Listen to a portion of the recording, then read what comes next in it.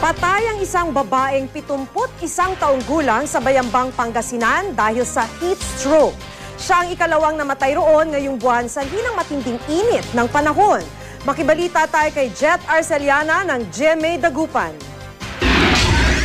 Bandang alas 4 ng hapon nitong Biyernes, nagpunta sa maisan ng kanyang anak sa barangay Maliwar, Bayambang, Pangasinan si Lola Erlinda Herrera. Mangunguha raw sana siya ng damong ipapakain sa mga alagang baka. Hindi ko pinayagan kasi kung napupunta ako, hapon na marapit ng alas 6. Nang hindi agad makauwi si Lola Erlinda, nagduda na ang kanyang mga kaanak. Kwento ng asawa ng biktima, halos sa gitnang bahagi ng maisan natagpuan yung sako na dala-dala noon ng lola. Pero dito na siya sa bahaging ito ng bukirin natagpuang nakahiga. Kaya posibleng umano mula doon sa sako, gumapang pa si lola hanggang rito para makahingi sana ng saklolo. Ganon. Sabi mo na ganon. Ngayon, hinawakan ko. Paglingon ko, dalawang anak ko, buhatin niya, hindi ko kayang buhatin eh. Kaya pinabuhat ko yung mga dalawang anak ko.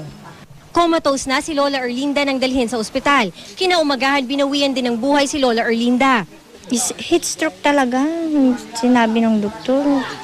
Yung kalahating katawan, manhid na. Saka yung utak daw niya, yung ugat, naputulan ng ugat sa ulo, naghalo-halo yung utak saka yung dugo. Ayon sa Provincial Health Office, si Lola Erlinda ang ikalawang biktima ng heat stroke sa Pangasinan mula nang pumasok ang Marso. Payo ng mga doktor, huwag masyadong magbilad sa araw lalo na mula alas 10 ng umaga hanggang alas 3 ng hapon. Ugaliin ding uminom ng maraming tubig dahil kahit anong oras, pwede raw tamaan ng heat stroke dahil sa dehydration. Jet Arceliana, Nagbabalita, Pilipinas.